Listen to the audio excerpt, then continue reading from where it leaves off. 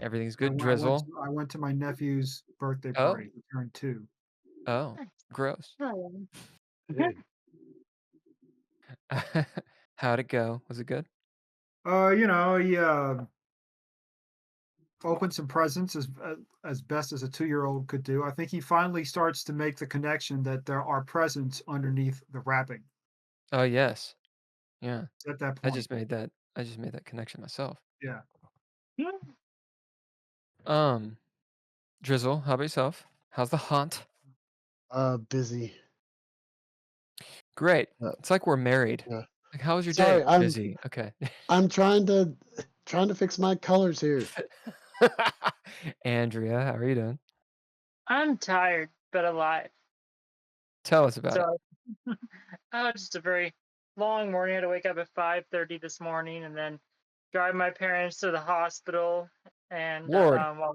yeah, my dad had a doctor's appointment this morning with a colorectal doctor, which was great. Not great news.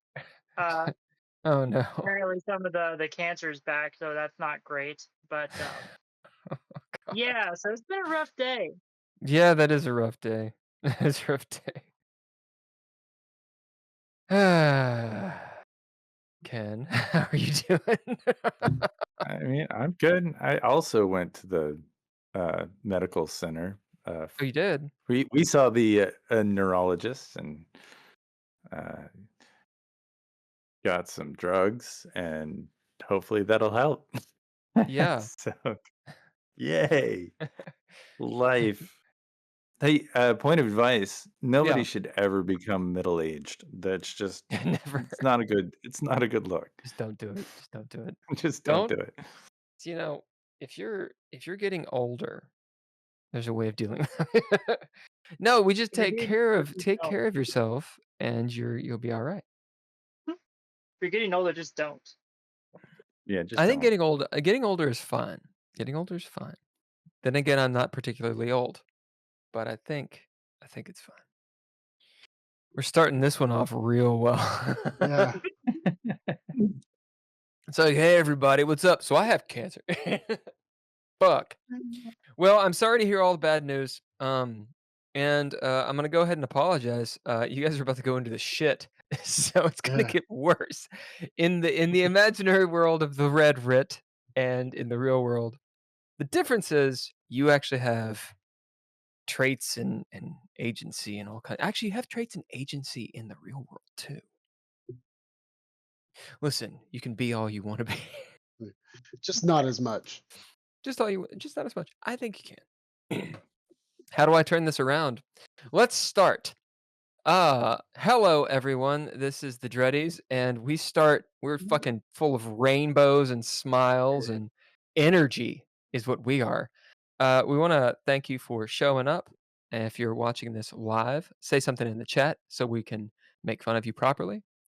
Otherwise, follow, subscribe, and do all that bullshit. Media production is big old thank you to Couchfire Media. If you want to know where our sexy art comes from, that's where it comes from.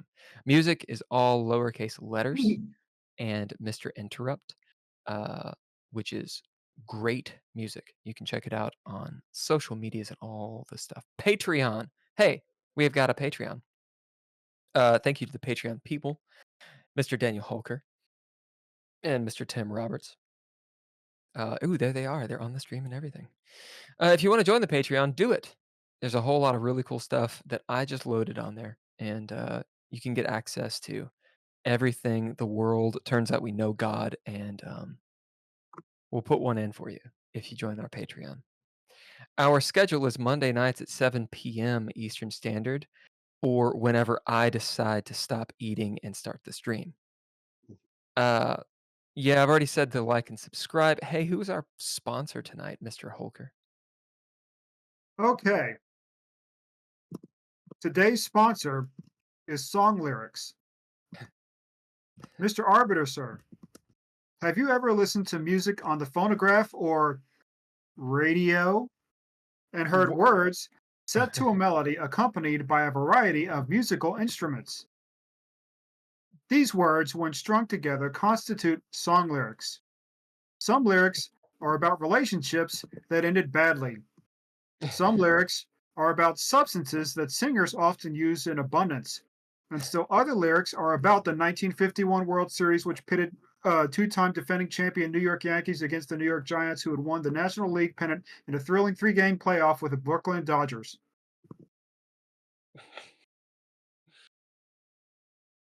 Thank you, Holger. Yeah, so thanks to our sponsor, Song Lyrics. If you want to be a sponsor, hey, check it out, Patreon, and Holger will make fun of you.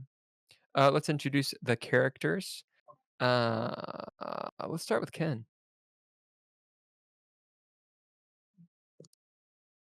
Oh, good. I'm ready. I'm so ready to start. I'm pretty sure I play a character in this game, the Red Yeah. Writ. His name is Nord.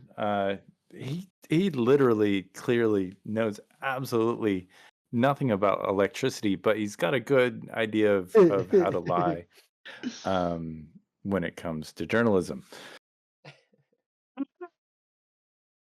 I mean, that's him in a All right. nutshell. We'll go with Andrea.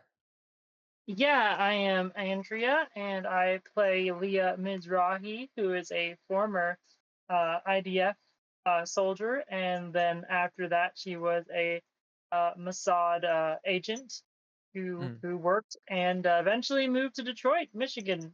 For reasons unknown. Probably because she's crazy. I mean, I feel like it's leaning more towards that at this point. So Maybe.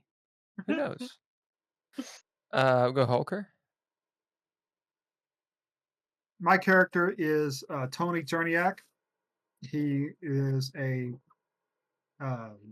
Detroit native of Polish ethnicity. He was studying to be a priest, and then that fell through. And now he is a border guard where he makes the lives of Canadians just a little less convenient. Poor Canada. And Mr. Drizzle. I'm Drizzle. I play Simon Vincent. He's the reluctant one out of these to believe that crazy stuff is going on. There's obviously a rational For now. explanation to all of this. For now. Like any good hard-boiled detective, he doesn't That's right. believe anything. You guys have a couple NPCs quasi with you. Who are they? We'll go with Mariah first. Who wants to do that Mariah? would be my daughter, who is a 10 going on, 20. Right? She's a real spitfire, and she certainly has a lot of opinions about things, which I suppose, given that I'm her mother, it's not that surprising. So And how about Rebecca Foster? Rebecca is a lady of the night. I feel like if anybody should be describing the ins and outs of Rebecca Foster, it should be whoever plays Nord in the fantasy that goes into that. I mean, I think there was a point where agree. Simon might had a lot to talk about her, but Nord is intimately. She has crabs. I mean, seriously. And I don't think she likes having Simon as a next door neighbor because he's always trying to blow up her apartment. Somehow. I didn't try to blow up anything. Speaking of the recap.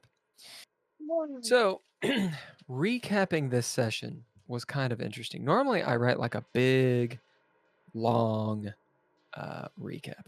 I did not do that this time. I was thinking, does everyone want to listen to me for 2 or 3 minutes when you're about to listen to me for like 2.5 hours? Probably I think we not. do. I do. I enjoy Yeah? listening to you. You're enjoy fun to listen to. Yeah. Same oh, here. Yeah. Me, I can't stand, but you're Dulcet tones. great. You are great. Spectacular. Bust the recap out. So, to bust it out. So, the recap that I wrote was after a much needed rest, the group, you guys, reconvenes and investigates the strange belongings of the detectives, quote unquote. which prove more deadly than expected. Or, if not deadly, then definitely troublesome. Uh, yeah, Leah attempted to put them on. Leah did put the detective's gloves on and paid a bit of a price. After that, the party knows that the time is running out for Gabriella, which, if you don't know who Gabriella is, that makes sense. She's the reason that they're in the game now. Gabriella is the plot of the game. She is one of the latest girls that has disappeared. Simon believes because of the 12 years murders, and Simon was hired by a detective, Idaway, to help find Gabriella, and that's actually what they've been doing this entire time.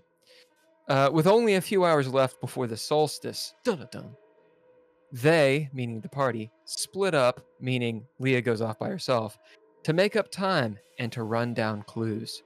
Yep, that's it. That's what I wrote. Yeah. Pretty good. That was a nice drizzle style summary. It's boom, hit it and quit it. There you go. A little bit more of the recap just to dig in there, as you will. We spent a lot of time in Simon's apartment last episode, trying to get the gloves off of Leah. It turns out when you take them on or put them on or take them off. Did I say take them on or put them off? Yes, It's gonna be a good session. It's gonna be a really good session. did. There's an explosion, and you guys put together that there's some sort of special way, likely having to do with another gadget, another mystical type of gadget uh, that actually can do this safely. Leah jury rigs a certain way. She kind of messes with her wrists a certain way, kind of like a Houdini effect, and by and large is able to get out of the gloves.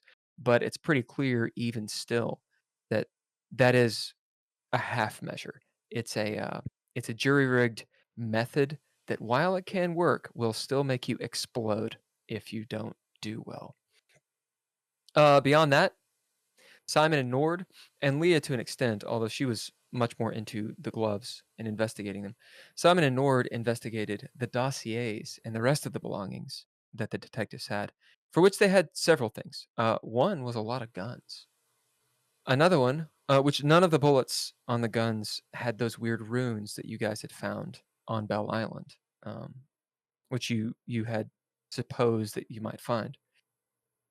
There was a dossier, and it had a whole lot of pictures of you guys from before this adventure began, specifically of Nord and then Simon, and then it moved on to Leah uh, and various places around Detroit. And then there were a bunch of photos of the dead girls. Actually, they're not all women. The ones that you found were all women, but on the 12 years murders, they're not necessarily all women. But they all are younger and typically somehow into witchy stuff or the occult. One of note, one of these pictures, was of Gabriella DuPont. And it looks like she was running away from someone. So hopefully she's alive. Simon was able to put together that from that photo, because it was in a stairwell and you could see outside sort of a phase of the moon, that it was within the last 2 days that this photo was taken. You split up. Leah broke and entered the Butte's household, which Annabelle Butte lives in. There were people in the kitchen on the main floor. It's a big, huge, massive mansion. And she's sneaking around at present on the second floor in the back. And we'll see what she's trying to do and or does. There were other people in the house. She heard at least 3 people talking. There's the maid that she had seen, and who knows, there could be others. The rest of you decided to pay Leah's husband a visit at the Luv Inn Motel. You first stopped off at the Coffee Stain, diner and got food. Then you left, went to the Luv Inn Motel. There was a ratty old looking dude who was running it. You paid him some cash, paid him some dough, and he told you where Marcus Mizrahi's room is. You get to the room, open the door. It's not exactly what you expect.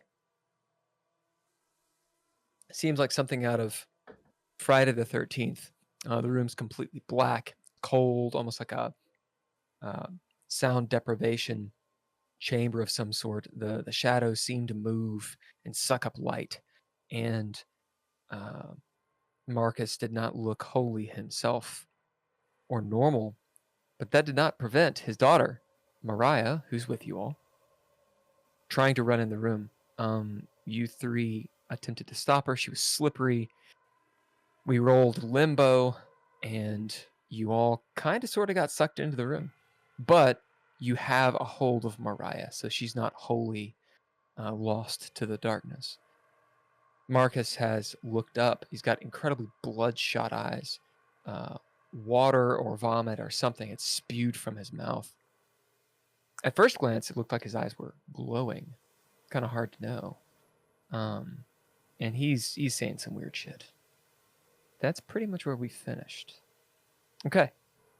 At this point, let's have a little tiny bit of table talk. So this would be players. Because it's a mystery investigation game. And we have a lot of information going on. A lot of information in the past. Many items. Many things that you found. Many things you've learned. Just to make sure the players are on the same page. Obviously, your characters know what your characters know. But I'm going to give you guys a couple minutes to kind of discuss what are your goals right now? What are you all trying to sort of plan to do? What's the focus? A go. Well, Go. Yep. Because it was to find out where the masquerade is, and so that's still kind of the ultimate because we've got to try to save Gabby. And we think that the masquerade may be where Gabby would be and maybe where the sacrifice could be, or it could even be a red herring, who knows. But No. that's kind of why we split up, was to find out that there's multiple places where it could be. It could be out on the island where that place by the lake, that weird hut place that smelled real weird. In Bell Island? Yeah. Smelly hut? Yeah.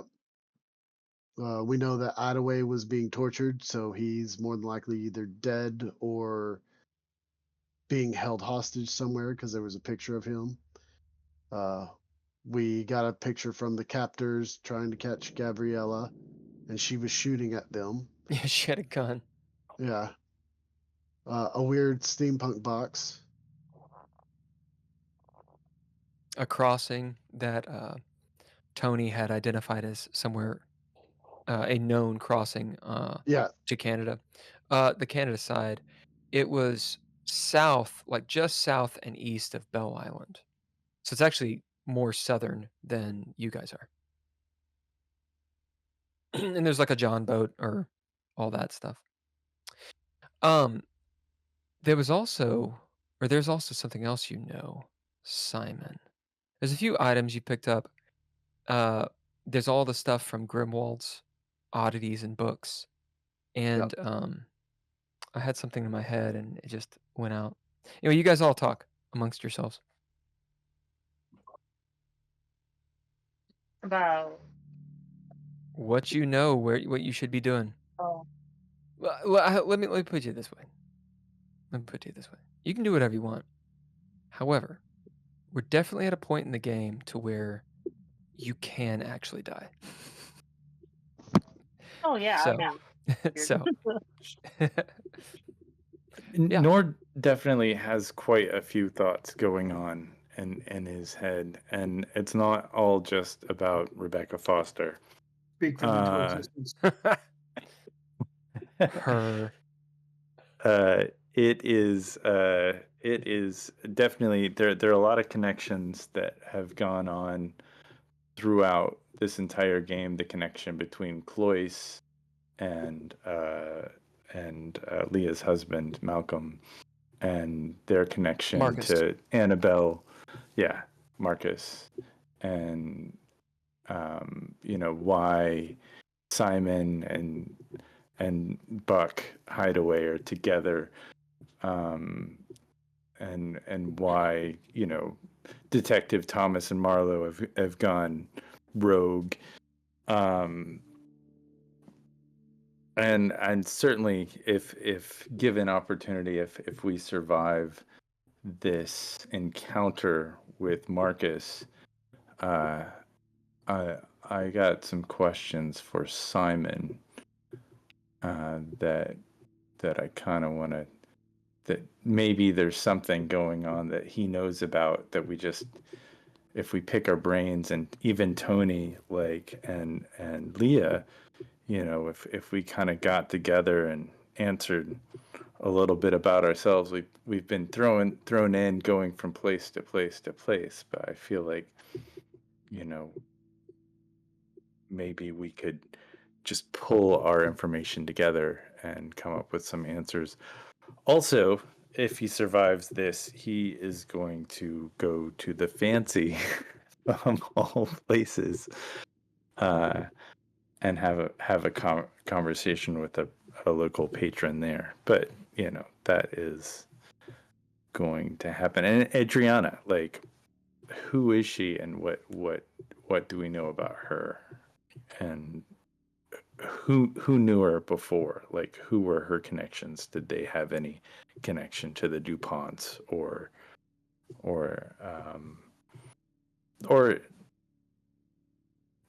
I mean, I don't see how he fits, but William Tibbet seems to be in this somehow. So Yeah. So there are definitely these NPCs that you've encountered before, they have their own stories. It's not necessarily all, breadcrumbs to the same cheese. Is that a thing? Breadcrumbs to the cheese? The two metaphors that I just smashed together. Well, it makes sense anyway, I think.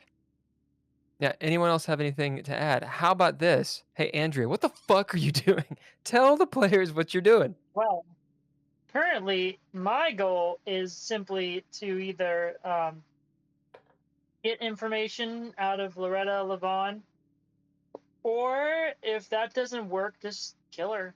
To be honest, because in this point, Leah's assumption is that she is a key player in whatever is going on, so she can either use her to get information, or simply disrupt the process, so to speak.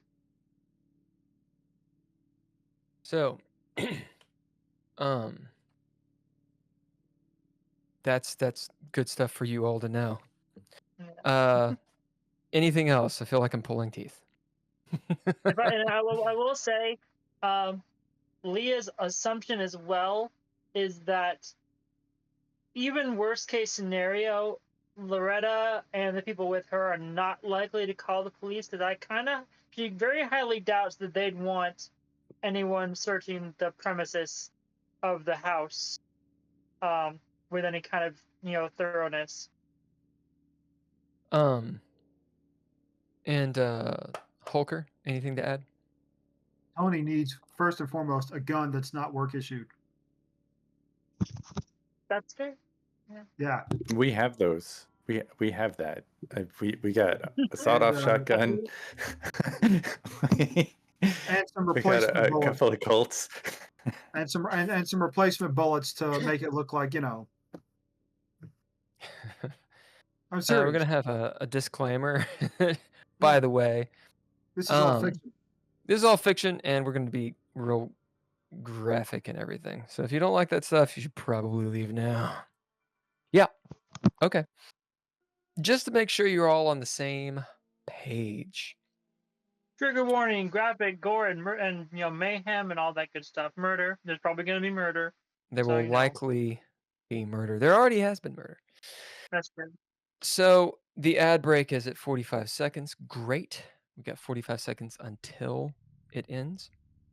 Might as well talk about liking and subscribing and buying a book. Let's go after Holker. So there's this book called DreadLore, and you should buy it right now. Don't wait. Go now. This is the best book Well, ever no, written. wait until the stream is done, then go buy it. No, buy it on the stream and then show us like a proof or receipt. But how do you? Comment. That's very good. Listen, How do you get the book though? it's really easy. While you're watching the stream, you can pull up your web browser and use Alt Tab to go back and forth. On your browser, you can go to Amazon? Dreadlore.com. Dreadlord.com and buy it, and then you can tab back to Discord or no, Twitch, right? Yeah, we're on Twitch. Yeah, Twitch. And if you're seeing this on YouTube, you can do that too. If you're It's in the using, description. yeah. You really need to buy this book. It's amazing. It's the best thing. It is the best book, the singularly most best book ever written in the history of mankind. And I mean, there have been things like the Iliad, and the Odyssey and stuff like that. Like this What does he tops have even on that. you? That's pretty fast. They were quoted prequels if you know how to read them. So we're gonna start first with Leah. Leave the rest of you motherfuckers out in the cold. Leah, you're in the Annabelle Butte's mansion, or I should say her parents' mansion. Yeah. You had snuck in here. You'd parked not terribly far away. The Butte's mansion is on a cul-de-sac in a very rich neighborhood, Grosse Pointe. This is a gated community. They watch for people and outsiders and all this stuff. You guys have encountered all of this kind of thing. I'm just reminding you. You parked your luxury vehicle. What was that vehicle again?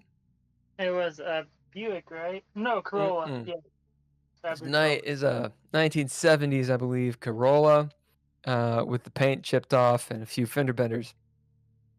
You parked it, I believe you said, around the corner, a little bit far away, as in within a quarter mile, and then went through everyone's backyards.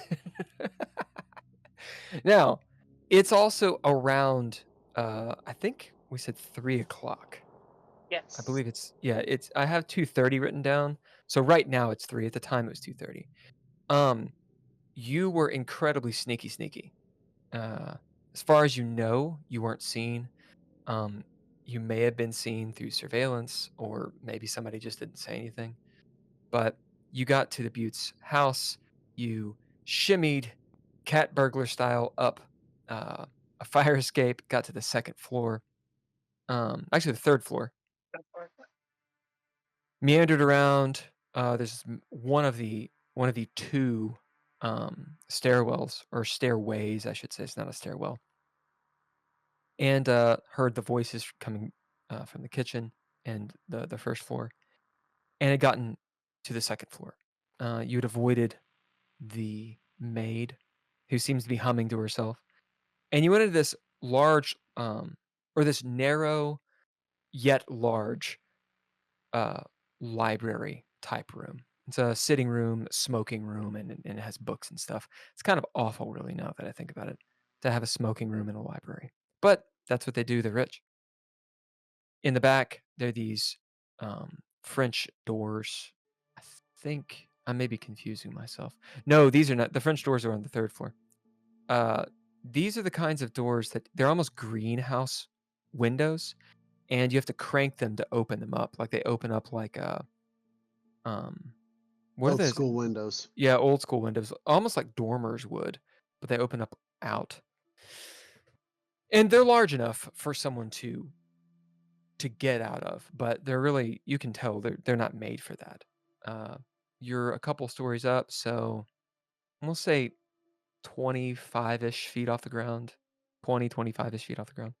And there's that heavily canopied, quarter-mile long backyard that is just completely overgrown with foliage, save for the concrete path. There's creepy statues here and there.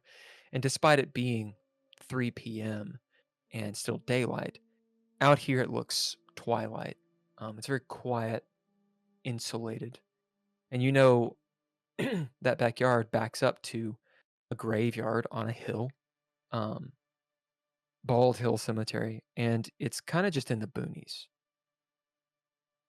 That's where you are. I believe you'd taken a paperweight, which is a human skull. Um, I'm gonna say that has been cast. Uh, it has like some metal glaze on it, so sort of this brassy human skull, pretty weighty, So, and you have it in your hand. so about that, I would like to use a pip too. I thought about it, like shortly after the game ended last night, and I would like to use a pip to have when the cleaning lady, went past me after she almost, saw me or whatever. Yeah. I would like to use a pip to have taken my pistol and hit her on the back of the head to knock her out. Okay. So generally, a Is pip that too much for a is pip? that's gonna be generally that's gonna be too much for a pip because Okay. it literally changes the story. Uh, and it's something that you absolutely could fail. Like that could go tits up really fast. Essentially, what we'd have to do is just redo that scene and say that okay, now we're rewinding. Normally, that's beyond a pip. I'm gonna allow you to do this though. Um, That wasn't a particularly dangerous scene. I remember you just had a bid on it. Um, and at this point, you really haven't pushed the story too much forward. A pip will work on this.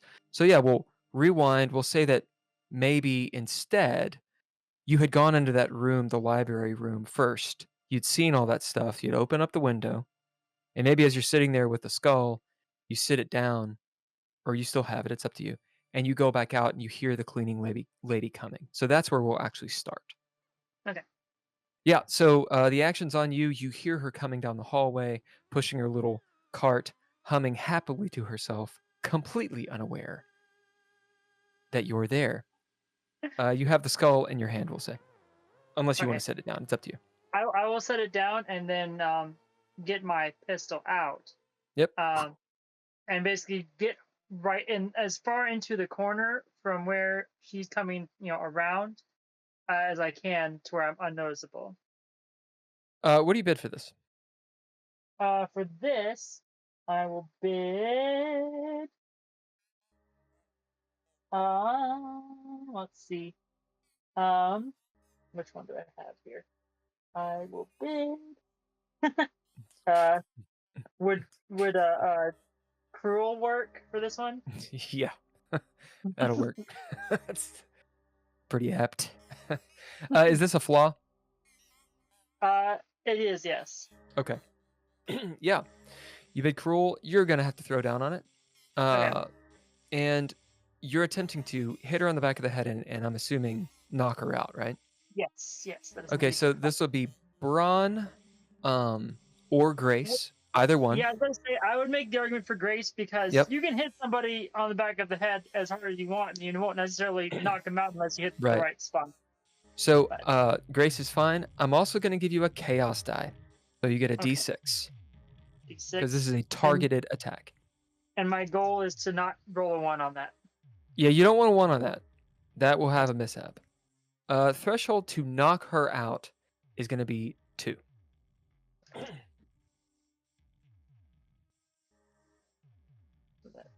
And sometimes after you hit someone on the head, someone else hits them on the head and almost kills them. There is that. Simon, you Okay, get a yeah. pip for the recall. Poor Grimwald. So that is indeed 2. Okay, that's Limbo. And the mishap was not a 1, correct? Correct. Yeah. Okay, so Limbo, so you need to roll your damage. This weapon, when you fire it, it does, I think, 2d4 plus 1. Just hitting someone with it, it's going to be considered a medium weapon. Or wait, is this a Derringer, or is it, what is it? This is the regular, like the knife. Okay, so it'll be 1d4 plus 1. So Okay. it's going to act as a And medium actually, weapon. I will go ahead and use a violence thing to re-roll one of these real quick, just to see Okay. if I can make that a clean success. Yep, that's always better. Same number. What the hell? Okay, I'm gonna try 4 times. Uh-huh. Feed me your resources. There we go. Okay, so now So, that's 3 3. successes. All right, Yep. so you have a clean success. You hit her cleanly. Roll your damage. It's a d4 And plus 1. D4 plus Yep. 1. Okay. And I don't want to hurt her too much, so that's actually just a 2. okay, and then you get the extra damage because you beat it by 1. So it's 3 damage is what you deal. Did we give her a name? Does she need a name? No. The I don't want to maid. kill her. I mean, The Butte's maid. What's a good Spanish name? Hispanic name. Isabella. My Isabella. family is Vasquez Villa, so you could do Vasquez, like Maria Isabella? Vasquez. Isabella Vasquez. Yeah, I don't want to do Maria because we already have one. We have a Mariah. So Isabella Vasquez, you club her in the back of the head. Dish. Initial groins just said something. Initial groins? What the hell? Yeah, they're Are they they're promoing? yeah, and I can't That's whatever. remember how to get rid of Let's it. see. The price is lower than any competitor. Any competitor. Oh my god. Well, initial groins. If you're here, then say something else. If you're not here, if you just rolled on the stream to promo your shit, 1, I applaud you for your Oh. brazen attitude. 2, you can go fuck yourself. But if you're actually going to hang out and watch us, then I retract that and say something. Otherwise, you can go fuck yourself. All right. Yeah, you club Yes. Isabella Vasquez on the back of the head, right in the base of the neck with 3 damage. As clean success. You've done this many times before. She doesn't die. But you do hear her go, and kind of call out a little bit. Not much, but sort of like, expulsion of breath. And she crumples to the floor like a sack of potatoes. So I move in quickly as soon as I hit her on the back of the head to catch her. Yeah, you get her. And I lightly set her down. And then I look in her cart to see if she has any disposable gloves. Yeah. All right, so I grab. So I She's got cleaning quickly, supplies and everything. Yep. I quickly grab a pair of the disposable gloves, and I put them on. She'll also have those, since it's the 80s, those thin Walkman headphones on, and like it's corded, tied to. Is a Walkman? Oh, We had cassette Walkmans in '82, right? Do we have that? Yeah. Well, she has the new version, so it's there. Boom. Yeah. There's magic in this game. There's also a Walkman, so she's got the Walkman going on, and it'll be like Michael Jackson playing. So what I do is after I get the gloves on, I push her cart to in front of the bookshelf. Okay. And are you near the hallway, or are you near the window? Near the So she's in the probably. hallway. She's in the hallway, and it's a very wide hallway and such. Yeah. I'm gonna pause you really quick. Yeah. Also, the Walkman was 1979. Boom. Ken, I told you this is gonna happen. What's your intention here? My intention here, like in this part, Yeah. I'm setting it up to make it look like I want her when she wakes up to not realize that somebody knocked her out. So I'm setting her up to basically look like something fell and hit her on the head when she was clean. All right. describe how that is, and you'll need to bid to do it. Okay. So what I'm planning to do is I'm moving her cart in front of a shelf that has a heavy-looking object near the top of it, and then I will set her body near that with, let's say, a feather duster in her hand, and then I will take that heavy object off the shelf and put it on the floor. What's the object? I don't know. Let's say they put some decorative vase on the top shelf or something like that. Okay, sure. Yeah. Cut scene, it's like 30 minutes later, she wakes up. I never dust.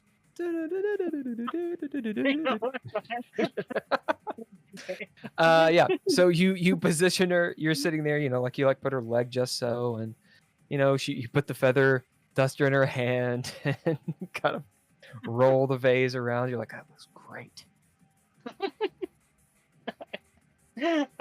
And you said I needed to roll for a bid for this? You'll just need a bid. Yeah. Okay, Bid so a bid for this, I will bid time served. Okay. Because I guess during my career I've set up scenes before. Yeah. As you bid time served, this looks pretty good. It seems like, how would it have happened? Maybe someone's not going to think about it. Maybe they would, but There's plausible deniability. Yeah, they're really rich, kind of awful people, as far as you're aware. So maybe they would actually care more that the vase is not broken. Yeah, they're good people. Yeah. So this takes you a few minutes. What are you doing? Now that I've done with that, I will now go back to the window with the paperweight, and continue what I was going to do before, which was throw the paperweight at the nearest statue or fountain or whatever's close to the house that I could actually hit. What do you bid? For this, I will bid. You may have actually already bidded, but I don't know if you did. I might have, but I don't remember. I think I was getting ready to, but then you were like, "Okay, no, this will take too long to get ready." So for this one, I will bid athletic, my physicality. Yeah, that makes sense. Makes a lot of sense. The only throwdown will be a mishap die. Okay. It's a called shot. Yeah, kind of. It's more, this could just go bad. Okay. So you're gonna hit it. It's just, do you roll a 1 on the mishap die? It's not a 1. Okay. As you take off one of the heads with a head. It's like a metal head. You launch at a statue head, and it explodes the half the face. You're gonna be Leah Mizrahi, destroyer of statues. This is not the only statue you've defaced. As the other half of the head rolls off, ding, ding, ding. As that happens, you hear expectantly, as you had expected, someone go, "What was that?" And then silverware, that sound that silverware makes when you hit a table, blank. And you hear people, or perhaps 1-2 people, moving downstairs towards the backyard. However, as you maybe look over your shoulder, hearing that, and then turn back around to perhaps watch, you also notice something else. In the distance, toward where the fountain is, there's a little bit of a fog back here. There always is. Where the fountain is in the backyard, and the weird statue with the very long, shallow bowl. If you remember that Yeah. Tony kept on sticking his finger in, and I think you did too. I did. I took a drink. I actually licked the water from it. Yeah. Yeah. You notice 3 figures. They look like just from the body shape, because they're in the fog, so you can't see their features. It looks like they have on dresses, so perhaps they're women. By their build, maybe teenage girls. Sort of listlessly standing And if you had to take a guess, it looks like they're maybe facing you, but it's difficult to tell. And then you notice the statue that you just marred is bleeding out of its neck. May make a sanity roll. Yeah, that's fair. That's fair. Okay, so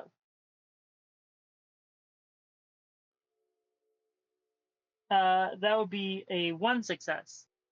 With one success, you find yourself, however you feel this cold sweat beat it up. And you can feel it on your chest and underarms and all this stuff. Perhaps your breathing rate, it heightens as you shake your head, wipe your eyes, and there's no blood on the statue. And as you look up to see where the girls were, they're not there anymore.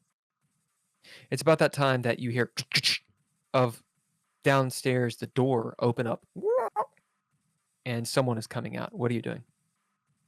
At this point, I am starting to, now that I've confirmed that people are actually going out there, I'm starting to head down the stairs. So you Go to turn the first around, not waiting to see who and what's coming out. You turn and, quietly, it's all carpeted, quietly move towards the stairway, walking over the maids, Isabella Vasquez, his body unconscious. You make it to the stairs where the banister is. And in the same fashion, it moves around this way to the first floor. You still hear some voices. In fact, they're a little bit heightened. Uh, not nervous per se, but hey, what was that sound? Yeah. Heightened. So there are still people downstairs. Okay. I'm still moving downstairs slowly. Okay. I mean, I'm trying to be cautious about it, but What do you bid? I'm moving. Huh? What I bid? What do you bid? I'm assuming to be very stealthy. Let's say for this one, steadfast. I'll make you throw down on this one. Okay. It's a heightened situation. There's multiple people. So probably grace for this. I think grace is a perfect aspect to roll for this. And so I that will would be tell a you- total of 3 Yep. successes. give me 1 second.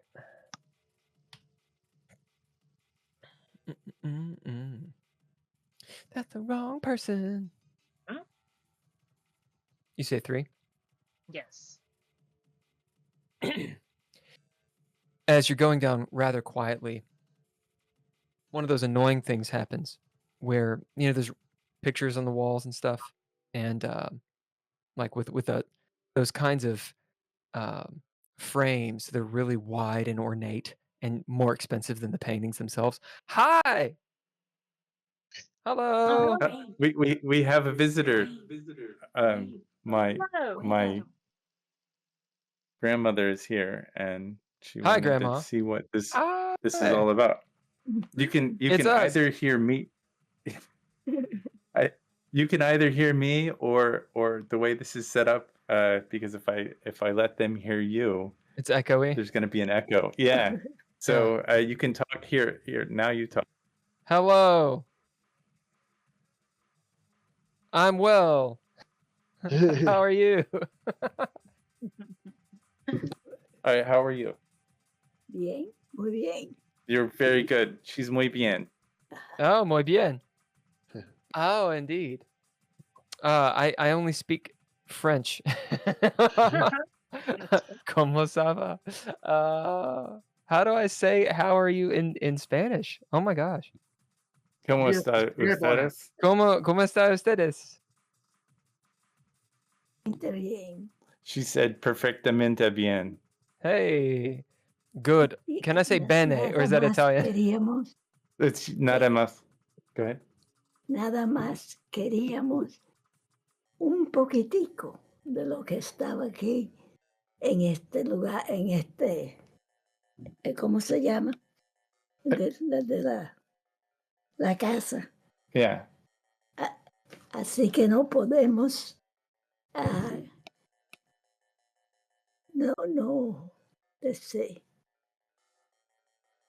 Ah, bueno, si quiero que, She que she como- wants. ah, What do you want?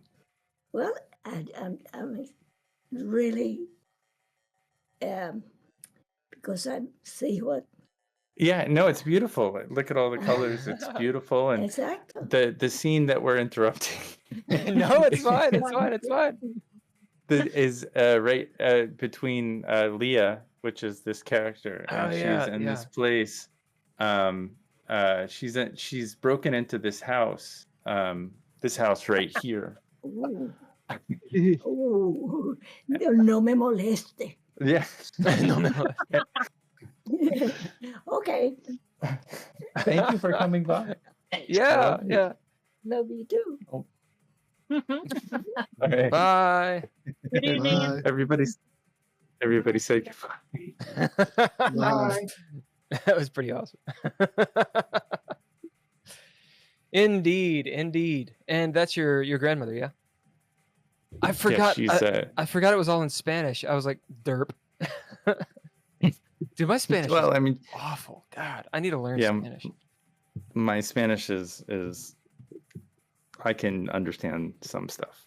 Yeah, well, she speaks very clearly. I could understand the words, but I didn't understand their meaning mostly because I don't have it. Yeah. She's got a little dementia, so like what she said I was see. a little obtuse. A little wild. Yeah. Yeah. But We'd probably you get know, along. she wanted to see what this was about, and I told her Yeah. that if she wanted to come in, she could Of come in course. and say hello. Of course. She can always come in. And She can play if she wants. yeah, no, I think so. I think she should she'd be the smart one. Anyway. All right. So, Leah, you had attempted to go downstairs. Stealthiness. Steadfast is what you bid. As you go down with measured steps, you got 3 successes. There's all these paintings and such, frames and whatnot on the walls, and we'll even say, roll me a d4. I don't have any dice on these, so you're gonna be rolling. Actually, I don't want you to roll it. Holker roll it. Since they're waiting, we'll have them roll stuff. D4, you say? Yep, roll a d4. All right. That's a 2. This is just me sabotaging myself. So with a 2, you notice on the walls it's like, there'll be like a deer head and that kind of stuff, right? All kinds of things that people that collect things have. But there's also a couple interesting things. 2 weapons. One of them is a cavalry sword. Maybe it looks like it's from like the 1800s, like from like Custer's Charge, that kind of thing. So it's a Sheba. Your Sheba is up there. And also you see next to it on this little placard, a pearl-handled pistol that looks like it has a shot in it. I mean, as in like you could have 1 bullet, and it'll have the wheel gun thing. What is it? Like the old school. Like an actual like a real flintlock thing. Yeah, which I think would be kind of cool. Anyway, and they both look real. Real wheel. Regardless, as you're walking down, something rather annoying happens, which is your shoulder happens to rub up against one of the frames, and just makes a slight scuffle sound. You pause, being steadfast, knowing that while that sound was not very loud, someone who has keen hearing or is, stoned or paranoid or something may have heard it. As you kind of are paused in the open on the stairwell, it's winding around, or the stairway as it's winding around the big, thick fucking banister you could slide down, in fact. It's all wood and lustrous and such. And you can just barely see down into the main sitting room where there's a hearth. Oh, that's very good. That picture is excellent. You can just see the corner of where the kitchen starts, off to your left, on down the stairs, and then around that large hallway would be up where the back is. In the sitting room, you can see, because the ceiling is blocking a lot of your view, two legs of someone sitting, looks like a woman sitting in a large back chair. What catches your eye is the trim on her dress. It's almost like a wedding dress. It's this white and sort of a with a yellowish hue, and there's jewels all around the dress and such. Her shoes are flat bottomed, but they're also bejeweled and such, and have like little tassels and whatnot. Okay. Beyond that, the world's act is going. You still hear some chopping from the kitchen, someone moving about in there, and then someone moving about in the backyard.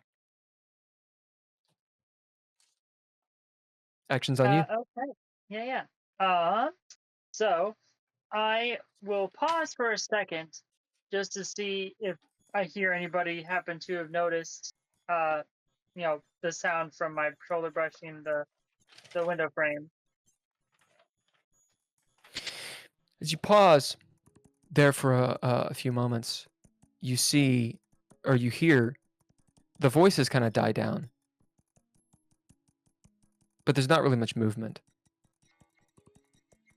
As whoever's sitting in that chair, uh, they're not moving. This would be a time that you could bid or something like that, but that's what you hear. They stop talking though. Uh, let's see. I am going to bid my flaw, scene shit, to basically, I don't know, use my paranoia to my advantage, my trauma to my advantage, Mm-hmm. and see if I can, ferret out if I've been made or not. As sitting there, you bid your trauma Yeah, scene shit. scene shit as again the sweat. You can hear your own heartbeat as you're trying to measure your breathing out the back, through the mouth really slowly, as you realize the person in the chair and whoever's in the kitchen likely are looking at each other. The air is thick with anticipation. Either they've heard something or their suspicions are up. You also note at this point there's no sound coming from the backyard. Perhaps the door's been shut, and that's why. But the person hasn't come back. As there's this maybe 5 seconds of just silence, and it gets more and more and more awkward. You realize, having bid this flaw, they know something's up. They're looking. They probably didn't hear you, but they're definitely aware something's going on, or they think there is. What you do? Ooh, shit. Okay. Um, let's see here. Okay, at this point, Leah's probably honestly going to assume that that it's bad enough that she's probably not gonna be able to make a clean break from this. So at this point, Leah will and she's seen Miss Levan once at this point. So she'll try and, guesstimate how much she weighs, let's say between like 125, 130-ish. She probably weighs, yeah, she's around 5'8", I believe, and is in her 50s. She's about 140, 150 pounds. You could guess. Okay. So yeah. So at this point she'll reach into her pocket and pull out the tube of the powdered, nightshade, and pour about what she thinks is going to be right into her palm, And yeah, and she's still wearing the gloves, by the way. I will. As you mean the gloves she got from The Vasquez? maid. Yeah. As you're doing this, you're measuring it out. You hear utensils put down or picked up, perhaps, Mhm. from the kitchen. And there's breathing. Someone's moving. You can hear the legs that you can still see. The weight shifted a little bit, and you see whoever that is kind of slowly getting up. Gotcha. You see maybe the hand come down. The hand it's an older person, and although with good skin, but the nails are very long, sharp looking. Cool. That's not good. Leah will focus on that for a second, but try not to think too hard about it because it kind of creeps her out. You hear So at this beads. point, Shh. anyway, so she'll cleanse her the fist that she poured the powder into real tight, and then put the tube, close the tube back up and put it back in her pocket. And at this point, she'll reach around for the revolver with the rune bullets in them, and You have and that. and have it out basically in that classic position. Mhm. And then she'll go ahead and she'll still be very try and be as quiet as possible, but she's Yeah, you not have steadfast trying to bid. be, yeah. But she's not trying to be. She's moving a little faster than she was because again at this point she kind of figures she's been made already. So she's going to head probably directly to the middle point between the two, and just walk straight into the room. Make a reaction roll as you do this. This will be Okay. wits. So your Okay. action die and wits. Dun dun dun. Da-da-da. So that's 2 successes. Let's do a fate roll. Who wants to be Mm. fortune? Who wants to be false fortune? I'll be one. I'll be Which one fortune. you doing? Okay. Drizzle is fortune, I'll be the other guy. and or you're the other false person. fortune. Okay. So here are the stakes. Fortune. The person who went outside, out back, who would be at your back at this point, has not returned in the house. False fortune. They did return, and you have your back to them. Although you will realize they're behind you because you got 2 successes. But that's the fate roll. Roll it.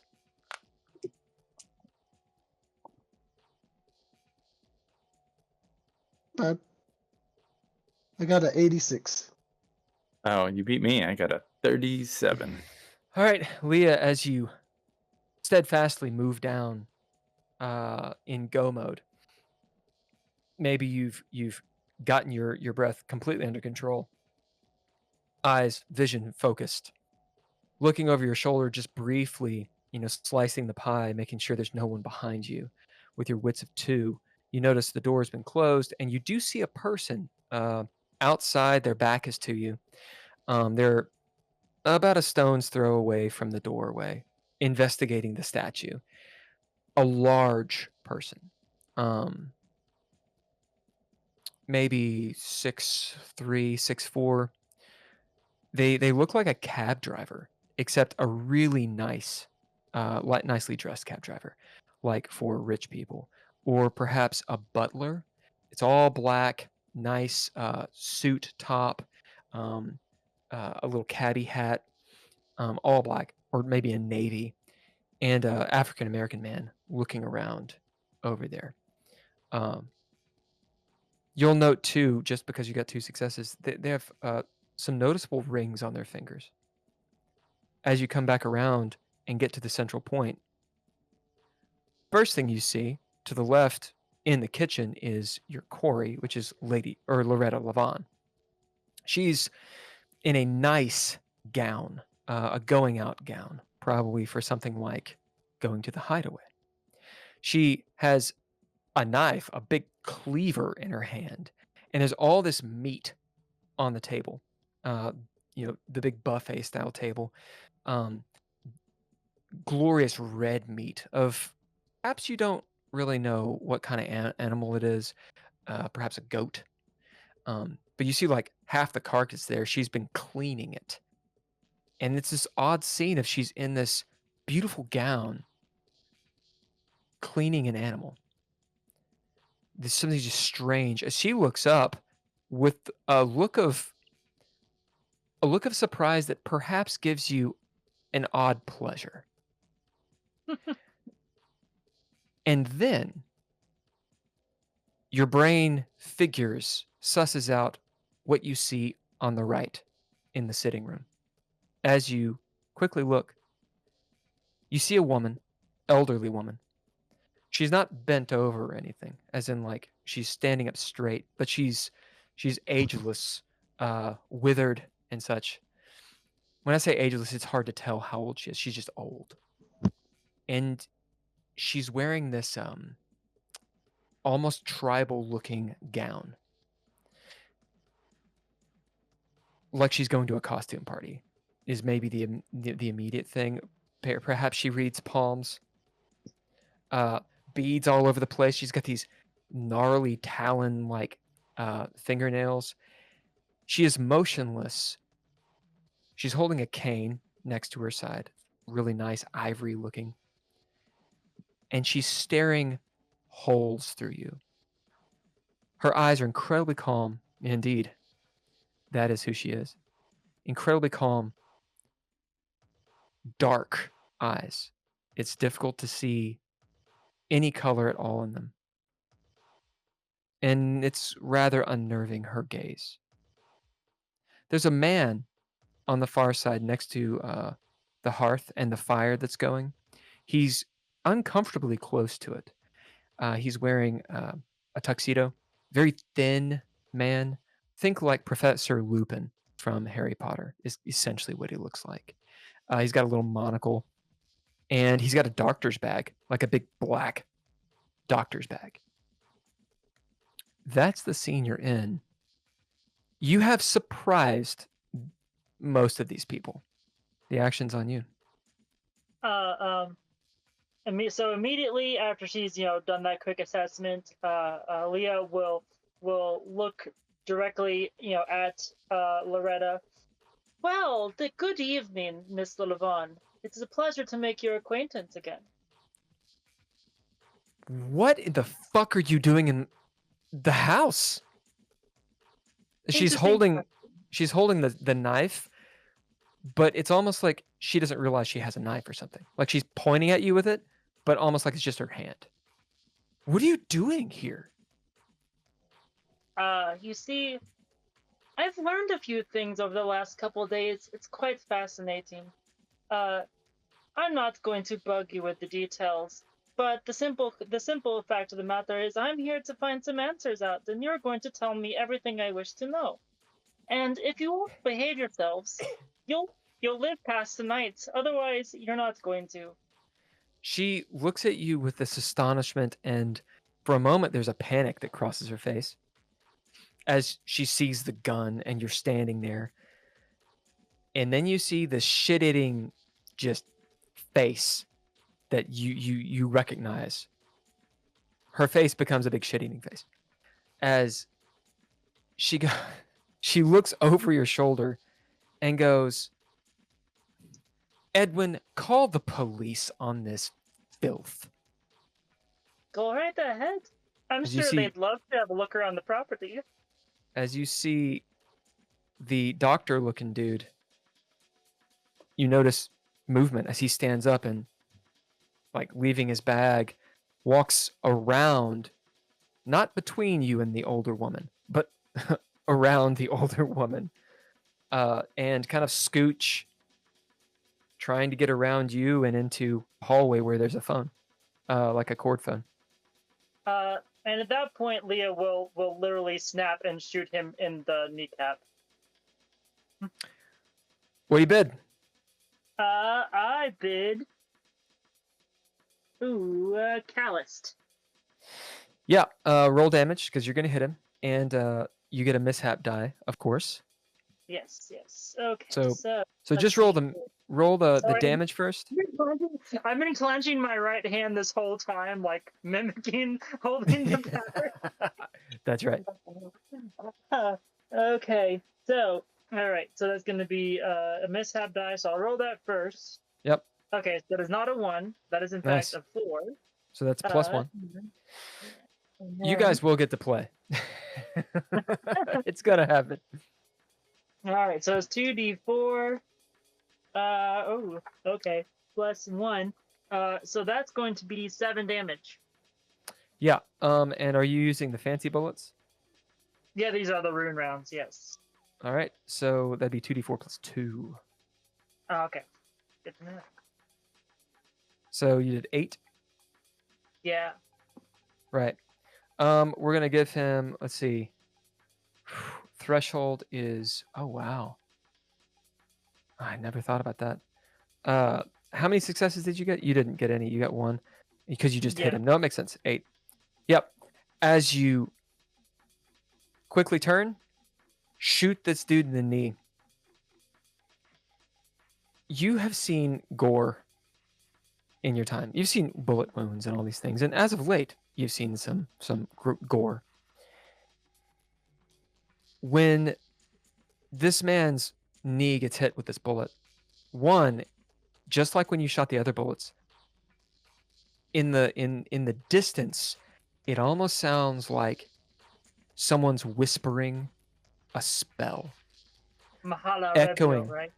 Yeah, echoing. You get a pip for that. Well done. Echoing in the sky. As was that thunder? Did was it an earthquake? Did something shake? As his knee gets hit, it fucking explodes in blood. Just he folds in half at the leg. Parts of his leg just are gone. You have seen horrible damage in your time in the military. He's probably going to lose that leg. Whatever just happened, like it's like you shot him with a fucking cannon. As his leg bends the wrong way, he just looks down, screaming at the top of his lungs, bloody fucking murder, as he hits the ground and is out of his mind and quickly passes out. You see the color bleeding from his face. Blood is going everywhere into the floor. Loretta Levan screams, runs for the door off this way, the side door, and is trying to get out of sight. And in fact, does as it's her turn, unless you spend cunning to go first. The old woman stands there absolutely motionless. Do you spend cunning? Yeah. All right, cunning, it's your turn. What do you do? Oh. I will do I see can I tell obviously which door Loretta's trying to run through? You didn't see this door when you came in. It's probably some sort of hallway that goes into the back. When you guys were first in the Butte's house, it's the place that she came from. So it's sort of a hallway that goes behind the kitchen. There's some door back there. As far as you're aware, it's not to the outside because you didn't see a door that went to the outside.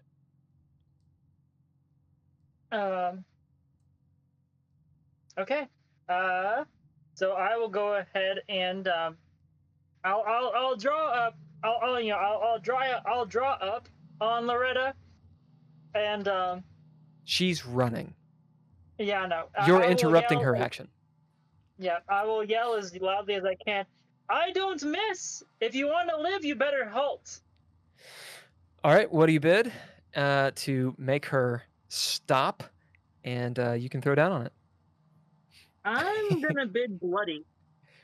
That makes sense, as you were far enough away to where you didn't get blood splatter, but you're obviously bloody. Yeah. So let's see.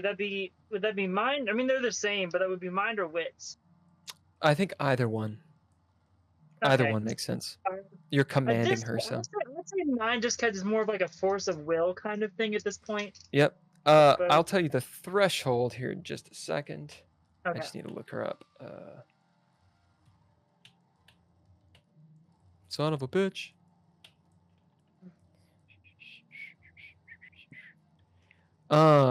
Ken, will you throw down a D10? And Drizzle, will you throw down a D6? And tell me what you get. So that's 1. So 3. 3. How much?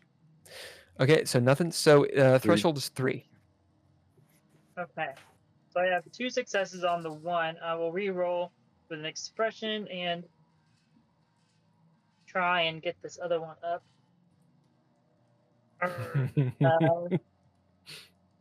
Would learning work for this? How would it work? I'm learning what her responses to things are. I think that could work. I think also you could say you've gone through training. You have Okay. learned how to command people in situations. So yeah, that'll work. Aha! Yes. So that's 4 successes now. All right, clean success. As she stops, the camera is right down the barrel of your gun on her.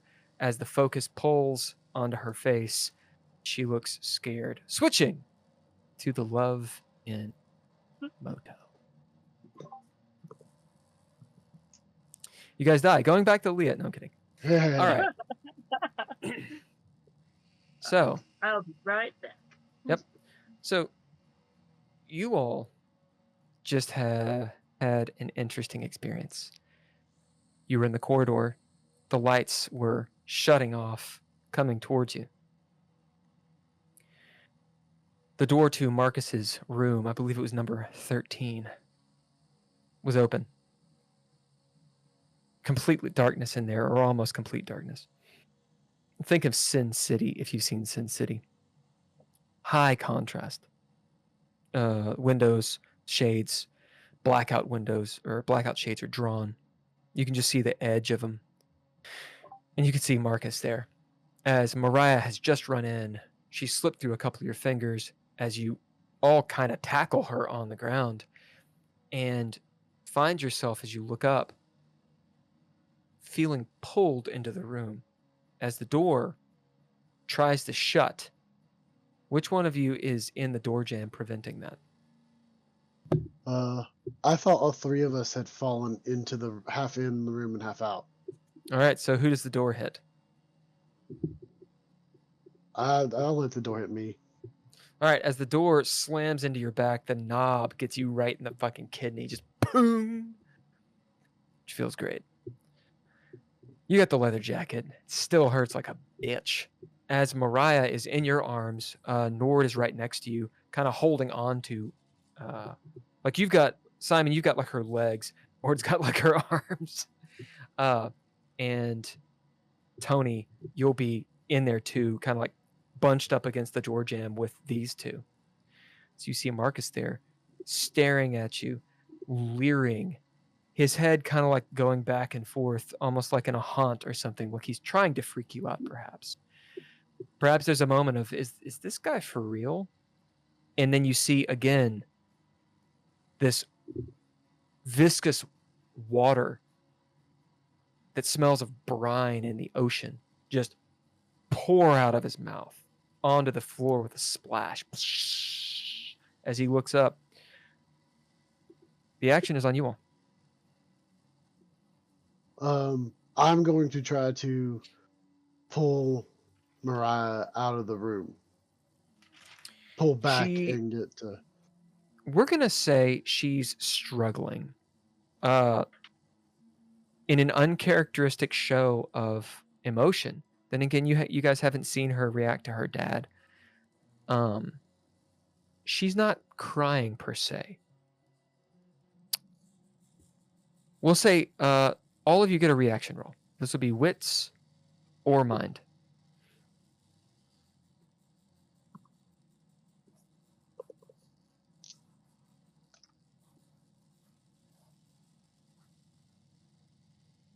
I have 2 successes. 1 2 successes.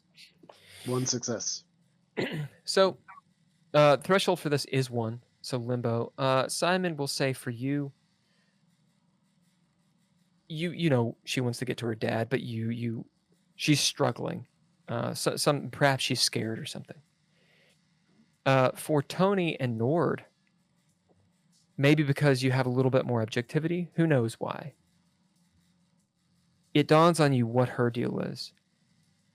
Mariah has shown herself to be a very precocious child. You know she's 11, but she comes off like she's a lot older, a lot more mature, a lot smarter. Makes sense because of her mother. You know, her mother and she have an interesting relationship.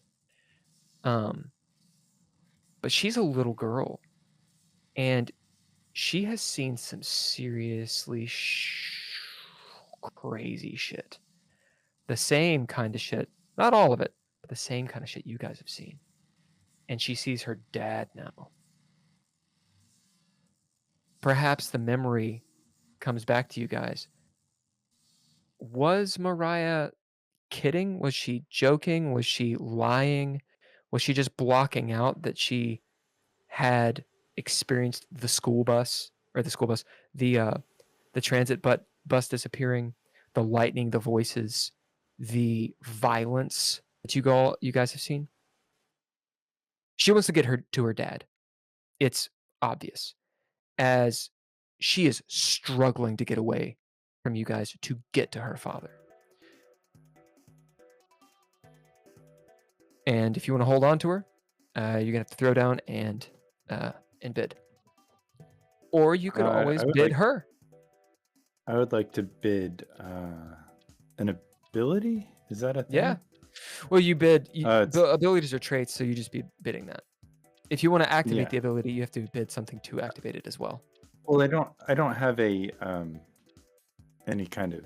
It's not upgraded. It's just a regular ability. Oh, sure. So to activate it, should I activate it and then? Because I could bid underdog, and then activate my ability counterpoint, and then say something to her.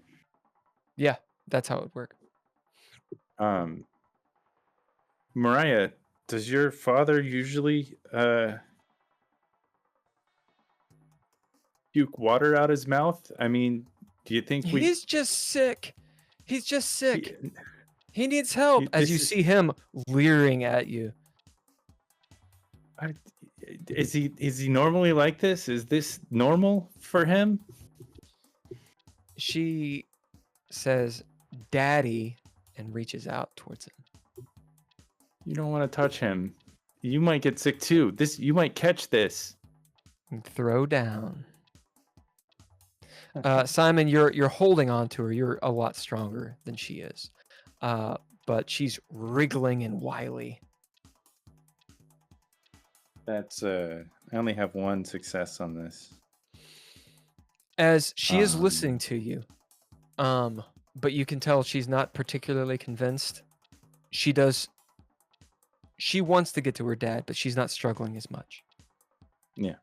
Is it it's just because there's no bonus, it's just 2 dice, correct? Correct. Your action die and likely your mind or your wits. Yeah. Still player turn. I will. Well, okay. I'll bid rigid to start to pull her back. Is that? Yeah, you are stronger than her. Like I said, you don't need to throw down. As you got her and you're pulling her back, she's fighting against you, but not as hard as she was before. What Nord said did get through to her. She's just kind of overtaken with her emotions. Tony. Tony will attempt to aid Simon. How do you do it? Huh? How do you do Grabbing the other arm. it? Tony puts the arm behind her back like a little chicken wing. What do you bid?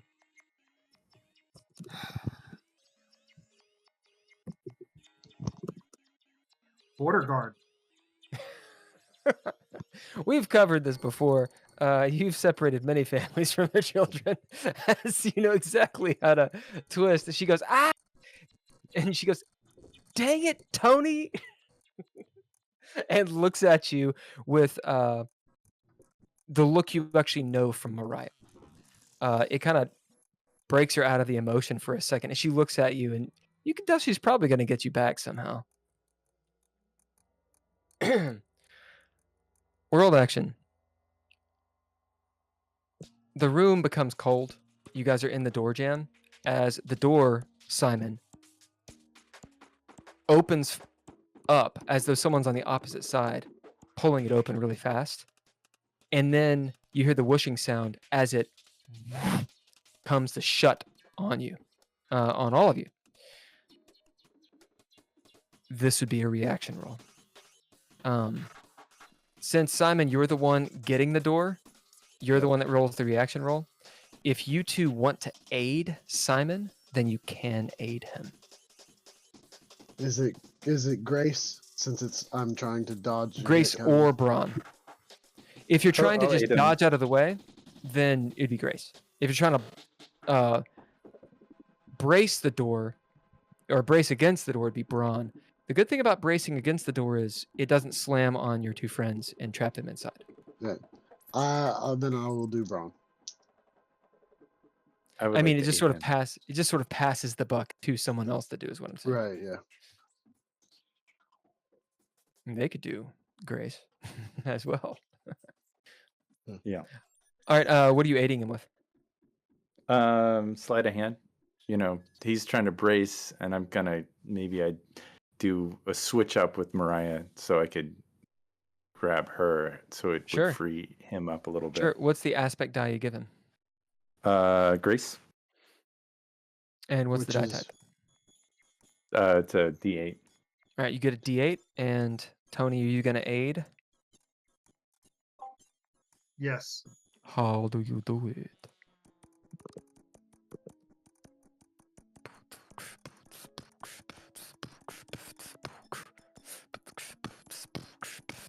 Like, subscribe, and share. You too can be a DreadLore patron, or see all of our digital content on Apple, iTunes, Amazon, all of the evil big corporations that control our lives on a daily basis. Please like, subscribe, and share with all of your friends and family, and you too can be indoctrinated into the world of DreadLore. I will aid Yep. What do you bid? Lord, and I will bid focus, which is burning. Yep. What aspect die do you give him? And when I say that, I mean what die type do you give him? A D6. All right. That would be Roll that mine. biatch. The threshold to avoid getting ruckused by this door is 4. Jeez. Then I only have 3. Uh-oh. Can I give him an expression? Like, I really don't No. want to be I can't help No. him with a proficiency. No. You can only do you can only spend proficiencies for others if it's a fate roll. Decisions. All right, as the door slams, you see Nord grab Mariah out of your hands as as Simon, you brace against the door, but it's one of those things where your arms don't get up fast enough.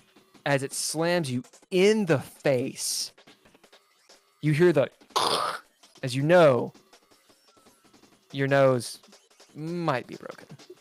As blood just spills down your face.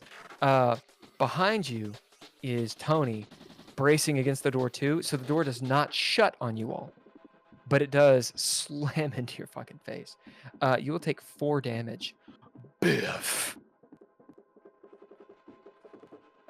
So that's the world action. Marcus goes. As he takes a step or two forward. For anyone looking, is anyone looking at Marcus? I think we're I all would- generally. Well, I wouldn't be because I'm looking at a door that just hit me in the face. That's right. Right. So Simon's not looking. Tony, are you looking? 5, 4, 3, 2, 1. Nord, Tony, are you looking? No. All right. Nord is So- definitely looking. Nord, as you peek over your shoulder, you see him move way too quickly.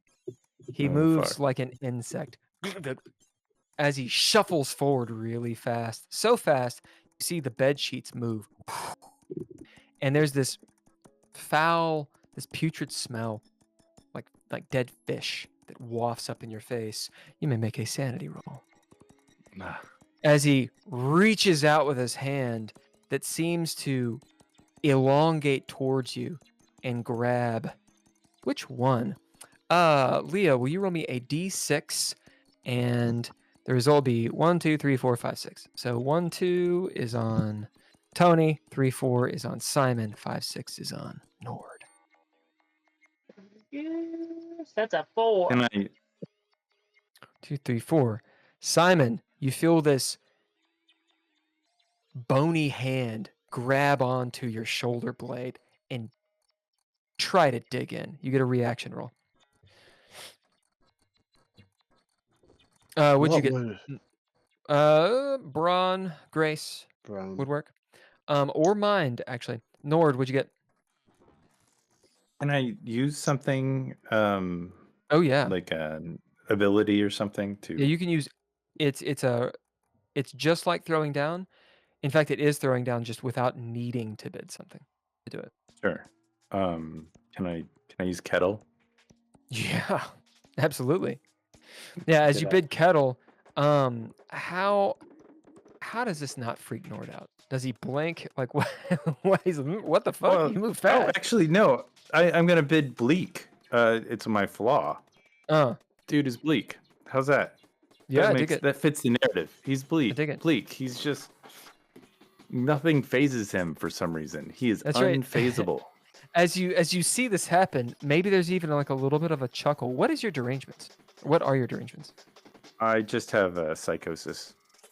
Yeah, maybe you hear someone chuckle, and then you realize it was you. As Tony Sounds and like me. Simon, you hear Nord kind of chuckling behind you, like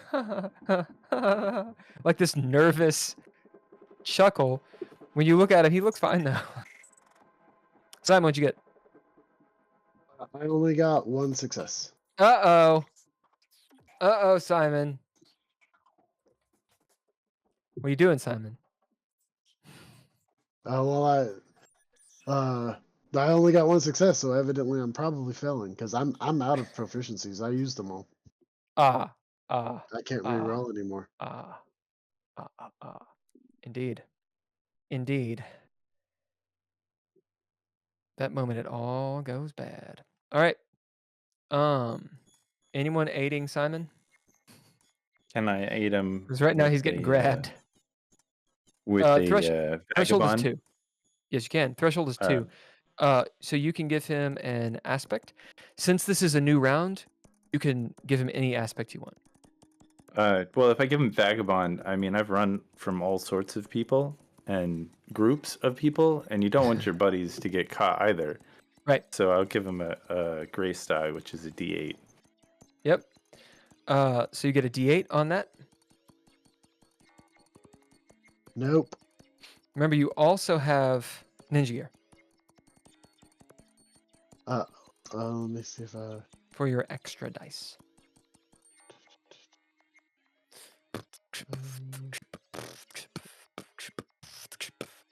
I will bid my revolver. So Yeah. as he goes to grab a hold of me, I reach into my pocket and grab my gun. Maybe swing it around. You're not holding on to Mariah right now. Nord has her, so your hands are free. So I'll bid the trade on it as well.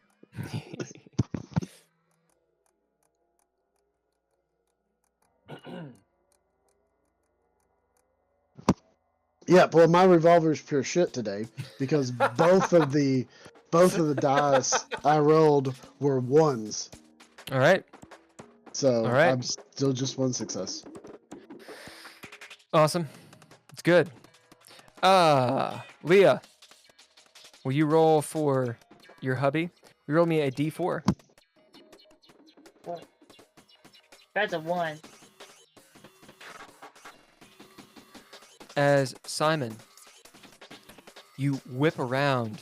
This hand grabs onto your back. The nails, like a claw, pierces your skin. You take 1 damage.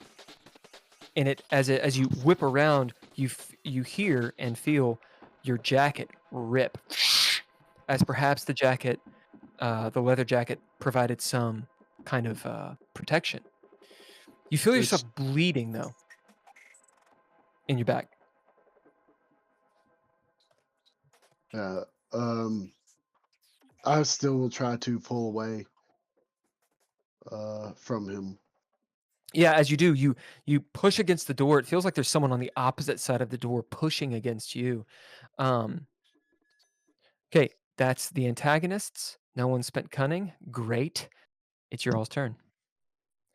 You guys decide when you go. I'm going to take. I'm going to take that moment to take a step back from the door, and as I do, pull the door with me, and then go forward with it back into whoever Yep. may be behind What do you it. bid to do it? I'm going to bid my background, or no, I'm going to bid my period of life hardened. I've done this stuff before. I've had to kick doors open, so I know how to do it. Yep. Go ahead and throw down. Getting a lot of Okay, throwdowns this game. That'll be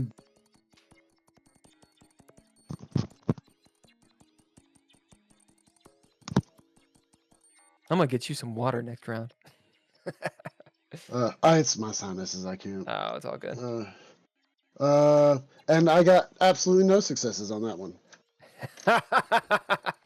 You can do some breath. You can do ninja gear, remember? And since this is your next turn, and people can aid you. You could bid Mariah to aid you too. Simon. 8. Okay, there's one success. You are at limbo right now. Let's see. If I bid, no, I don't think that makes sense though.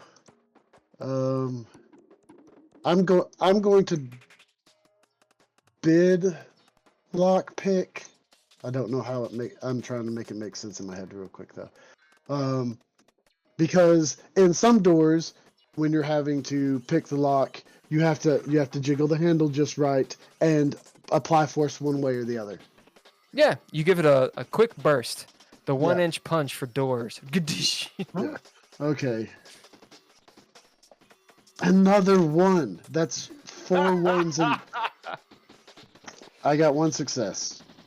All right, 1 is limbo. As you hear, this door, it's a pretty heavy door, so roll a d4 plus 1 for damage for the door. And it will be halved since it's limbo. 4. Nice. So that's 2 damage. You hear, and someone fall down on the other side. As the door swings open and hits a foot, you whip around. You got your gun out, maybe trained on the person who fell, and then perhaps back up at Marcus. And then back, you see the door, or the motel clerk, the old man. Did we give him a name? I have one written down. Yeah, we I gave don't- him a name. Yeah, what's his name? I don't remember what his name is, but he definitely had a name and a description that you went into. Yeah, no, I forgot. I Forgot what it was. I didn't write that. Usually I write this stuff down, but It's gone forever. It's gone forever. It's right gone. now he's just Pally Bob. because he's pal. Yeah, as you see the motel clerk fall down, his hat falls off. You know, he's got the crypt keeper hair. All right, still all your turns. and Simon too. This is all on you guys. So I would like he, to. Good. So he was inside the room. No, he's in the hallway. The No. doorway opened out into the hallway and then slammed in. Now, when you when you got to the door, it opened like a hotel room and opened into the room, like, not savages. But this is the thing. When you were trying to leave, it swung out into the hallway and was slamming back. How does I the would door- like to bid. How does it do that? How does it do that, Simon? The, That's a good the question, magic Simon. of Make a theurgy. sanity roll, Simon. Indeed, as wouldn't this be this is the thing out of all the things The that doorway. makes it move. Oh my god, it could be real. It's those door hinges are on the wrong side. I should have explained that better. That is my bad. Did everyone have it going out into the hallway, or did you have it going into the room? I had it going I- into the room. I thought he was stepping out of the hallway. The door was swinging awkwardly out into the hallway. Sure. I should have Most made that more- hotel rooms, I think they go in Yeah, for some reason because they're fire hazards. But I mean, well, you not don't want a all bunch of hotel doors hotels. coming out this way and Yeah, right. ramming into Exactly. You people. don't want to, Yeah. and that's why they Yeah. go in. you Yeah, know? yeah. So it's like once you're in, you're stuck. Right. Well, this one, it was literally swinging wide out into the hallway like a Sure. door clapper, and like wham, wham, wham, like a haunted house. Oh, what'd you get? You need one success for door hinges. You can't get it. I can't get it. This There's is a bad 2 and a night. 1. Simon's having a bad All right. What day. are your flaws? My flaws right now are calloused, stubborn, reach for, and night terror. Okay. Oh my God, it's so good. I'm gonna bid calloused for you. Okay. Why is it that this that Simon is able to rationalize this? Um, Because this is pretty integral to your character of just being nah. yeah. So why is it? This is a cheap hotel. So even though it's called the Luv Inn. Of course, it's a cheap hotel. It's a rent by the hour. So it like That's a the little frame, judgy. the frame on it, the frame on this door is probably like weak, and so just the force of the 3 men trying to plow through it has pushed it like the opposite Yeah, way. and in fact, as you look, you see that there's chips and stuff. That's obviously what it is. We're gonna Yeah. give you another flaw, so you won't take sanity damage because it's silly. But you'll get another flaw, and it'll either be called judgy or like convinced or something along those lines. But you get to choose. Okay. It's not Alright. up to code. The building's It's not up not to up to code. code. OSHA's gonna have a field day with this. Tony and Nord, it's still your turn. Can I bid? Oh, I had it until I lost it. Oh yeah, there we go. Fake out and to activate jujitsu, so I can grab Mariah and like tumble out the door because that's Yep. what you do. As you already had a hold of her, and Simon has opened the door, you do exactly that. You do this like rough and tumble. As you hear her go wee, and you land on the other side, kind of in the crouch position. You have her. She's oddly smiling, like that was a lot of fucking fun. The smile, of course, starts to fade as she remembers then what's going on. She looks around at the dude on the floor. There's some anger that crosses Mariah's face as she looks back up at you, Nord, and then maybe into the room. She says, "What's going on with my dad?" I think he's sick. We should Well, we have give to him help some him. space. We will. We're totally gonna help him. That's why we're here. We'll go to the doctor's office and tell them what the symptoms are. Well, you get to I don't think bid we should. to lie. Actually, you just throw down to lie, or bid. It's up to you. Bid or throw down. Tony, what are you doing? You see Nord leap out of the room, and somehow with Mariah somehow doing some tumbling, and they're okay. Maybe some rug Is he burns. is he still in there? No, you're the only one in the room with Marcus. As Tony does the duck lips. Like, I say, what's your deal? he turns to you. He's like 5-6 feet away from you, right at the bed. As his eyes flicker up, bloodshot again, drool just pouring out of his mouth. As he opens his mouth, you see like almost like zombified teeth. As he goes, "Come here, I'll show you," and he No. starts walking forward to grab you. It's still your And turn. I reach in and pull out my work issued Billy Club. You do. What do you do with it? I tell him to stop. He doesn't seem like I he's hit him. going to. Okay. I swing. What do you bet? As you channel Leah, and you hit this guy in the face. I bid.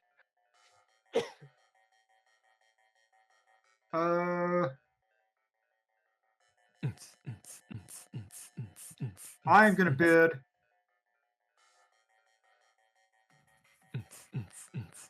I think. Can I bid vestige of the Godhead? I mean, it sounds really cool. Yeah. You bid you bid vestige of the Godhead to club this guy. I need to know how it applies. I think it's awesome, but how does that apply to this action? Hold on, just a second. Oh, I think you got catted. Like, subscribe, and share. Share. Subscribe. Yeah, we got 91 followers. We're looking for 100 followers on Twitch. So if you're watching us, follow us. Get us to 100. 100. That's what we're looking for. Was it a cat? No, it was a... Oh, you're getting the book. I I'm see. getting the book, just The to be clear, right? The book. The book that everyone DreadLore book.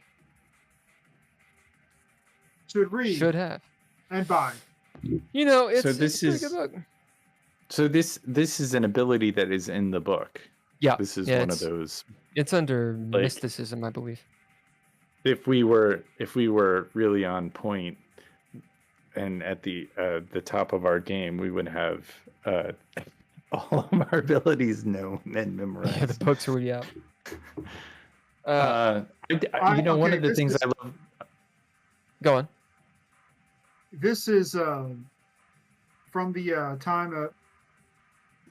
that Tony was studying to be a priest, and I always found it kind of odd that our Lord and Savior, just somewhere in the Gospels, just overturned a bunch of tables and got really, really angry. It was righteous anger, right? That's He right. did it. And it just kind of goes against everything, but it's still kind of there, right? So maybe he had a little of that righteous anger in him. So maybe it's okay if Tony does as well, even after Tony quit. Yeah. As the righteous anger fills you, Tony, you feel powerful.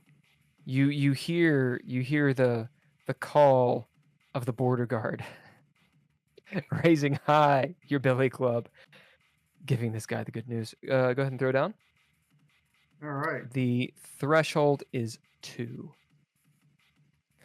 For anyone that is wondering, Vestige of the Godhead says some shamans are gifted with the power of presence that can move the hearts of Zens. The merry sound of their speech carries a boom and booms as though an echo of the god's power courses through their voices. In moments of truth, and when their gods lend them the power, these chosen exhibit the vestige of the godhead, and are even able to speak with beings of power with far greater brilliance of soul than their own without exploding. That's all good and all, but I only got one success. Yep. As you see Tony go, oh, and whiff really hard in front of this guy. We'll say it clips his nose as his nose just explodes in blood, but he seems unfazed by it. I leave. Tony. As you turn around and start to walk out.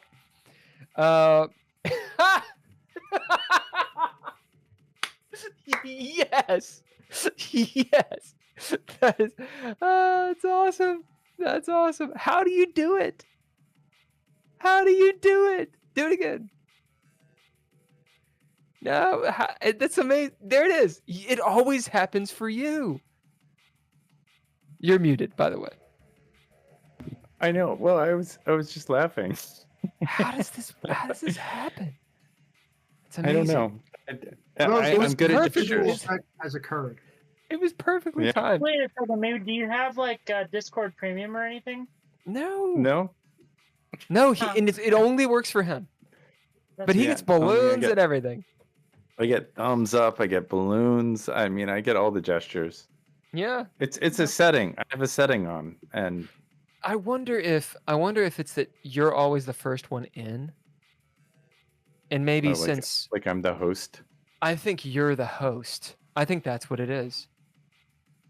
I don't know. The If hostess anybody with the knows in the chat, mostess. let us know. We have another viewer. Hello. Sorry, we just got excited that We are clearly not. Nord got confetti. God, every time. It's amazing. Anyway. Tony, as you turn around and leave, as you're walking out the door, it's pretty easy. The door's open. Okay. World action. The door is open. You guys are out there. You hear a thunderous voice, almost a growl coming from the room, as you see all the lights in the hallway are Andrea.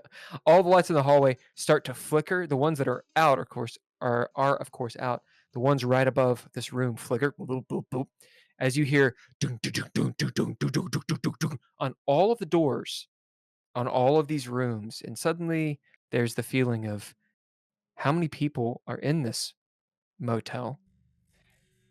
Next to you, Simon, you're out in the hallway. You see the pally clerk kind of like rolling around on the ground. He's been concussed. Next to you, one of the doors splits as you hear from inside this room where Marcus is. Tony, you've just left. Nord, you can see over Tony's shoulder as you're crouched down in the hallway. Marcus moves with blinding speed, staccato movements like an insect, up to the door, clamping on both sides. As his hands clamp down, you see the wood splinter burst out as all the lights in the hallway go out.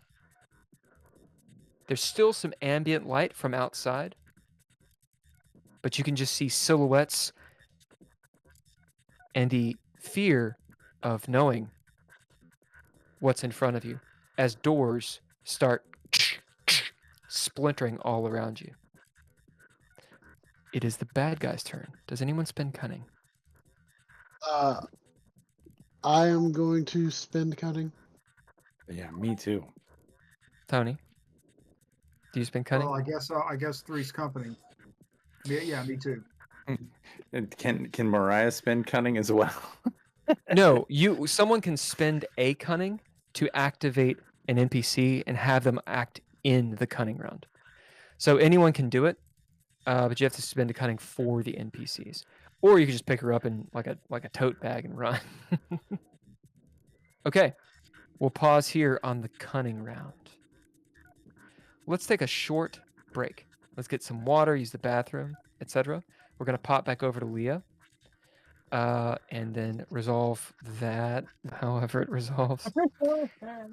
And then we'll pop back to you guys.